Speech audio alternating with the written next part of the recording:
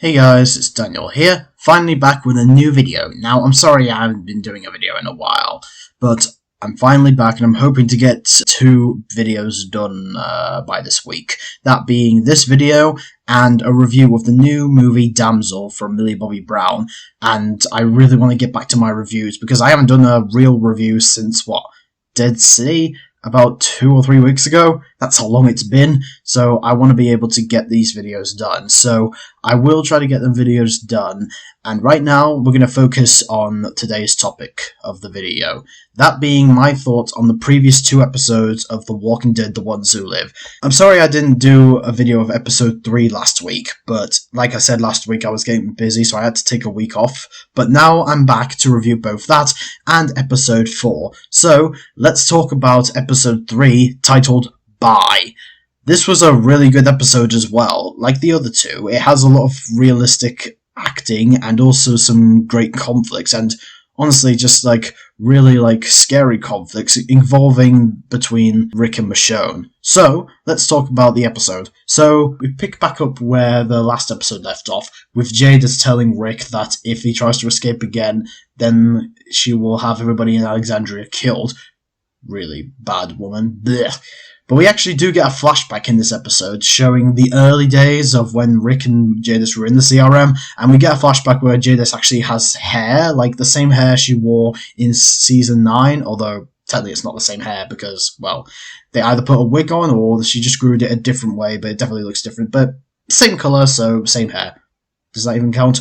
Anyway, we get to see Jadis talking to Rick about how when she was leader of the scavengers, they'd have frequent visits from the CRM, and she would always trade people for supplies, and now she's traded Rick to get into the CRM, and Rick says, "I want to get back home. You've taken me to a place where I can't leave." And in Jadis's eyes, she sees that as kind of ungrateful, because, well, she saved his life, so she finds it to be pretty disrespectful. Although we know that, well, it's not disrespectful because he's right. You did take him to a place that he can't leave. So, of course, Jadis is just being a brat, being a bad woman as usual, and she's threatening Rick and also saying that he can't hang out with Michonne because Jadis knows that Rick and Michonne together, they can do anything, and Rick, you could just tell in his eyes, he is terrified of losing Michonne. He is terrified of what will happen to his people, because he knows that he is in a vulnerable position, being with a big CRM army, with Jadis, now that Jadis knows that he has Michonne here, so Jadis is on his tail, and he has a huge disadvantage because of that. And I think that the way to be able to escape the CRM, while being in Jadis' role, is to, well, kill Jadis, but we can't do that right now. Although he does get many good lines with Jadis, especially that iconic scene. "Oh, yeah, you're a hero, Jadis. A hero with a bad haircut." He says a swear word, but everybody's been talking about that for a while. Jadis' new haircut is so terrible. Nobody in the show to point that out, until Rick did just now, which I just find funny. But Rick is terrified, and Michonne is trying to keep a low profile, or at least doesn't try to keep a low profile, because automatically she starts killing as many walkers as she can, even though she's supposed to be pretending that she's a sensitive and not very brave woman. But, you know, she can't help it, so she just decides to kill as many walkers as she can, and that's what she does. And people start to question it, other people start oh, I think that's really good, you're learning a capability. Now, Rick and Michonne are trying to figure out a way out of the CRM, and Rick comes up with a plan, and Michonne goes along with it. Rick plans to get a boat in this one area, and he's going to meet Michonne at the boat. So Michonne makes her way through to the boat, only to discover that Rick's not there. Why? Well, it turns out that Rick lies to Michonne, because Rick knows that he can't escape, and he can't fake his death, because Jadis wouldn't believe that. So he came up with a plan to help Michonne out of the CRM by faking a body that makes it look like Michonne died, but unfortunately Michonne catches on to his lies and goes back to the CRM, because we know that she loves Rick so much and she doesn't want to escape without him. And she even gets a little mad at Rick for lying to her, and Rick is like, "If you really love me, you'll go. And that's the one thing we see about this episode, is Rick and Michonne having a little bit of conflict in their relationship, because Rick wants Michonne to go, but Michonne won't. And I think that they definitely did a good job exploring that, because even if Michonne is being stubborn, it's all in the area of love for Rick. And I think that Denia's performance was fantastic, especially in that one scene where she goes into like this town park area of the CRM, and she comes across a man who has a lot of drawings on it, and it turns out that this guy was the one drawing the drawings on the phones that Rick sent to Michonne, and one of them might have been Carl. I guess Michonne takes it, I think, because they do say that in the next episode, which we'll get to that later. But Michonne doesn't want to leave, so she tries to fight the ranks to get into the CRM army, where Pearl Thorne is now like the head of like this army in the CRM after the death of Donald Okafor, and we get another scene from our good boy, or bad boy, Major General Beale, and I gotta say that this scene was also fantastic. In fact, both scenes he was in was fantastic. We have the funeral for Okafor, where Beale pulls out a sword and talks about how it helped him in the beginning to make it out alive, and then we have him talking to Rick about like possibly moving up and pointing Pearl Thorne as the new leader of this army. I know that Major General Beale hasn't had a lot of scenes in this season, and we're probably going to get more, like, either in Episode 5 or Episode 6. Definitely in Episode 6 for sure. And I really wonder, does this really have to be one season? Because I really doubt it will be, because we need more with this villain. But so far, I really like the execution of this villain, because, again, he's not acting like a villain, and I'm wondering what he's going to do if he actually just breaks out of his shell and becomes a big threat, which I'm looking forward to seeing how Beale does it. And I thought he really had many good scenes where he definitely stole the show in the scenes that he's in, because he's not in a lot.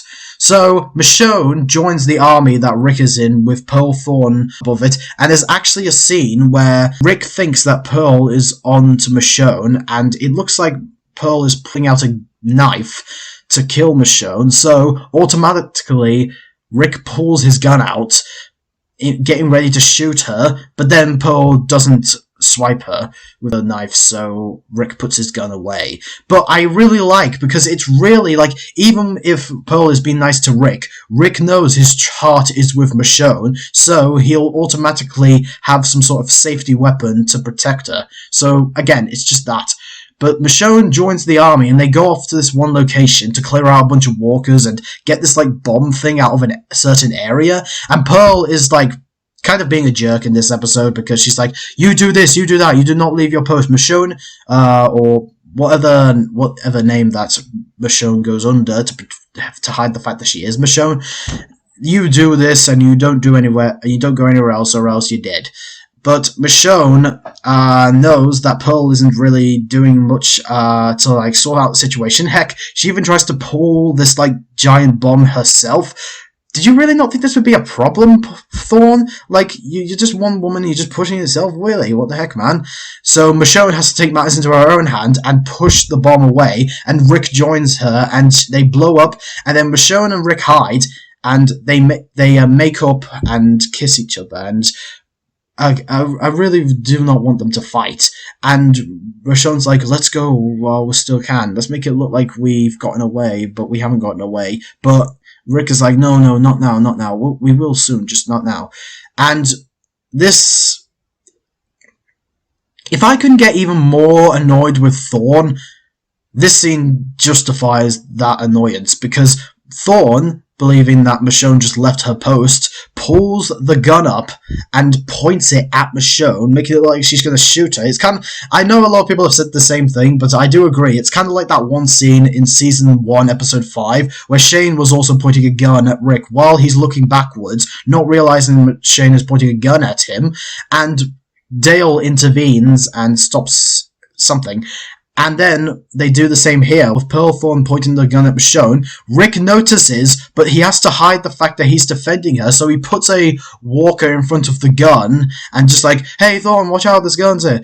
he can't automatically just get in the way, because then Pearl Thorne will be suspicious of him. So he has to find a way to like defend Michonne and hide his real intentions. And I thought that was a great scene, because it shows that Rick would do anything to protect Michonne. And it just makes me annoyed with Thorne, because I don't even think it's about her leaving her post. I feel like it's also because like she might be a little jealous of Michonne because she's getting too close to Rick, even though she doesn't know that Rick has always been with Michonne, and either she wants to get with Rick, or she wants to be a brother with Rick. Hard to say, but this intention just makes her even more annoying. So we get the ending of this episode, where they're in the helicopter, and Jadis walks up, and then Michonne's like, wait, Jadis is here? Did she do this to you? And, oh boy, this scene, oh, it kind of breaks my heart. Rick comes up Michonne and says, look, I am getting you out of here. Even if I have to knock you out, I am helping you escape, but I will knock you out if I need to. And, oh my god, the CRM has really just broken him. I cannot believe that he actually said that to Michonne.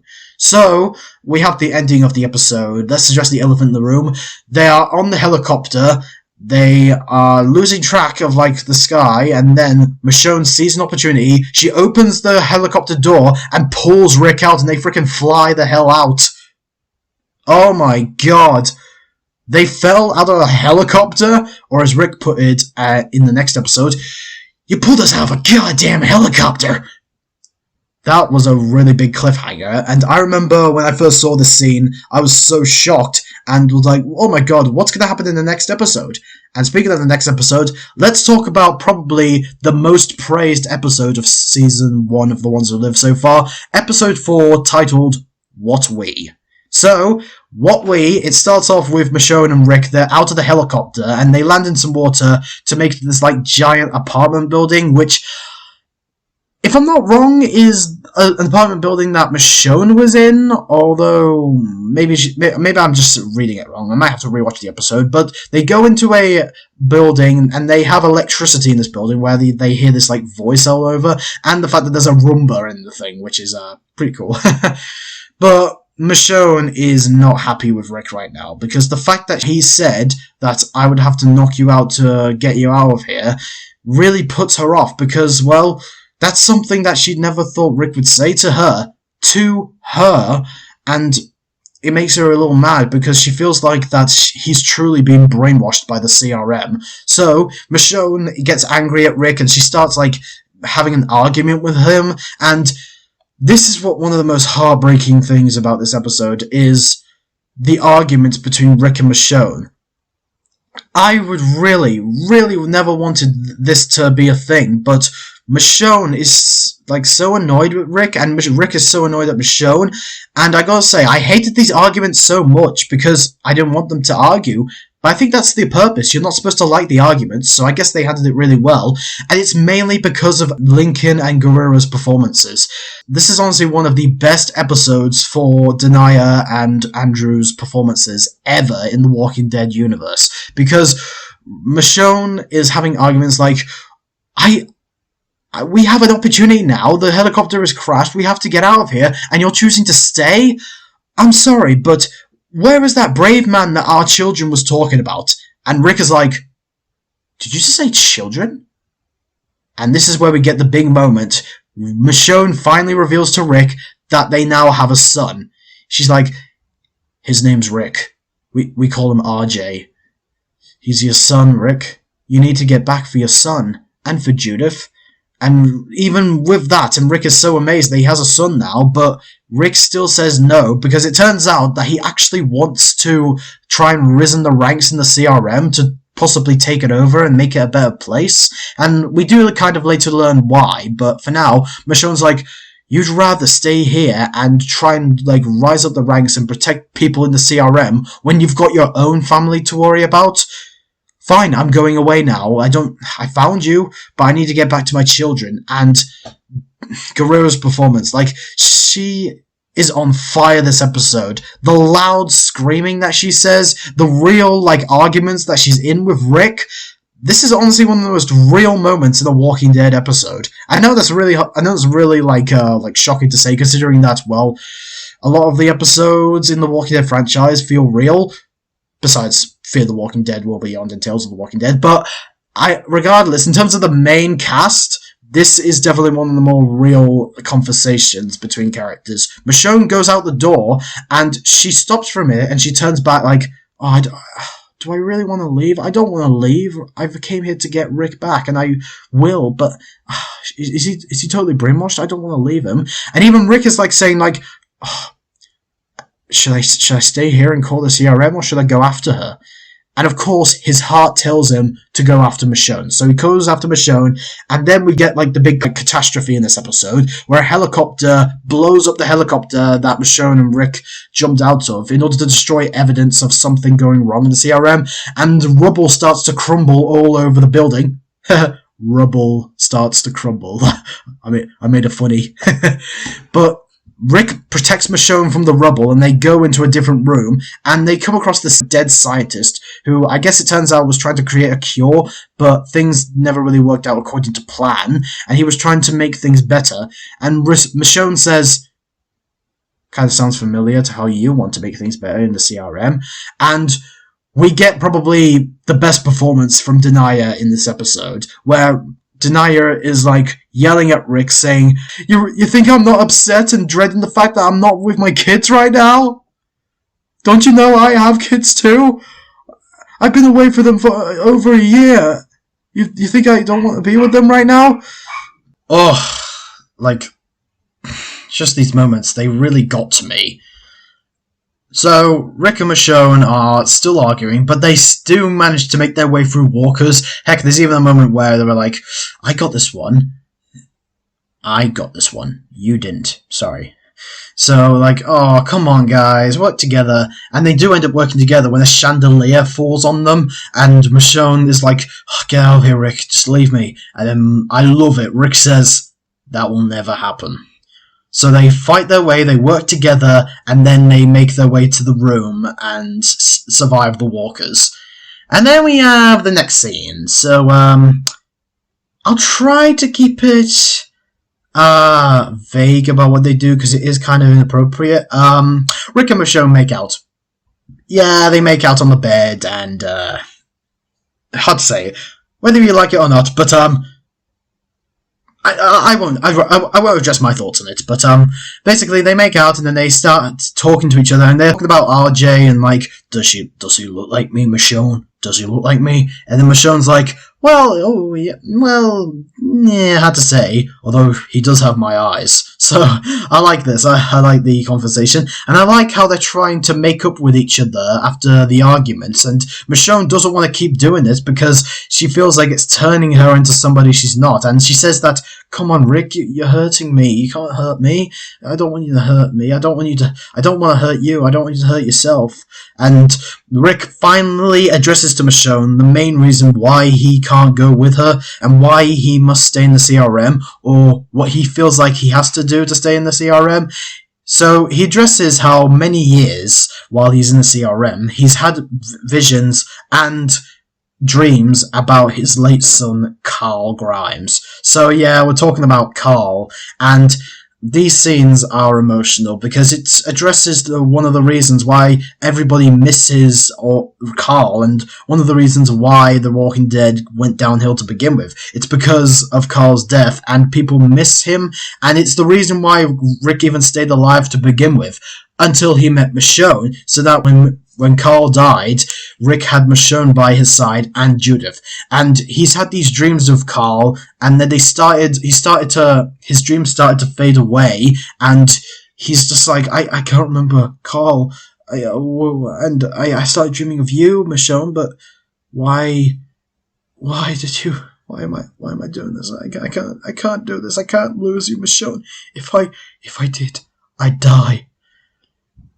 This, hands down, is probably the best scene in The Ones Who Live so far. That, absolutely beautiful, and that is literally one of the greatest performances by Andrew Lincoln in the Walking Dead franchise to me. I mean, he's gotten emotional in many times, like his iconic scenes in season 1, or that iconic scene where he's begging like Negan don't chop off Carl's arm in season 7, or when he's having his emotional moments in season 8 and 9.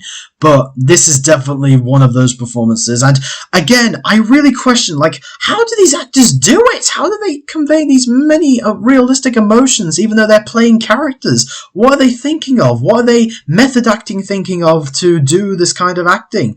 And I just think that Andrew really gave it his all, and one of the greatest scenes I've ever seen in this franchise to me. And it gets even more heartbreaking because Michonne then pulls out a picture of Carl that the person drawing the phone pictures gave her, and she shows it to him, and we get flashbacks to season 8 when Carl was still alive, and even more heartbreaking. So Michonne's like, if Carl was still here, what do you think he'd want you to do? And then Rick finally gets his head out of the clouds, knowing that he'll never lose Michonne, and that's one of the reasons why he wanted to make the CRM better, is that if he reassembles the biggest threat to him and his family, he has the knowledge that his family will be safe. So that's probably one of the reasons why. But Michonne lets him know that she'll never be away from him because, well, she found him anyway, so they can always be back together, and together we can do anything. So Rick gets his head out of the clouds, and finally he decides, I'm not going back to the CRM, I'm going to escape with you, and we will make it to Alexandria together. So we get one of the coolest endings to a Walking Dead episode I've ever seen. Rick and Michonne are making their way out of the building, or should I say, making out of their way of the building, because they do start kissing in the elevator. I'm like, oh, okay, I mean, granted, you're in a terrible situation, but I guess we can do that. We can get Michonne together.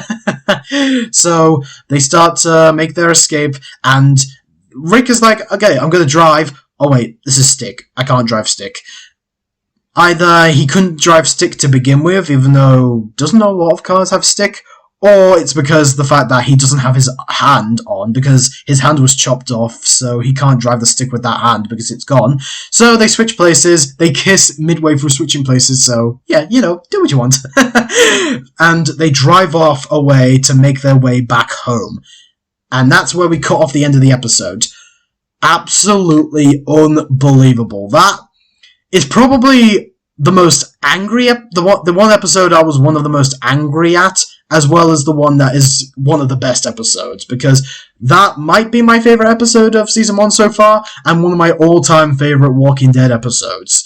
That, absolutely amazing. I love the show so far, and I'm so, like, questioning, like, how is it all going to end? Because we only have 2 episodes left. Episode 5 and 6 coming out in the next week or two, and this I'm not ready for the end. I'm not ready for the end, but okay, let's see what we can do together, and how can we escape the CRM? And will there be a season 2? Hard to tell, but I'm really excited. These episodes are fantastic so far. Andrew and Denai are still amazing. I loved seeing Rick Grimes back, and let's see where it will take us from there and how it's all going to conclude in the next 2 episodes. So, anyway, I'm Daniel, reviewing movies, TV shows, doing videos, really looking forward to the end, and hope to get more videos out. Till then, peace out, man.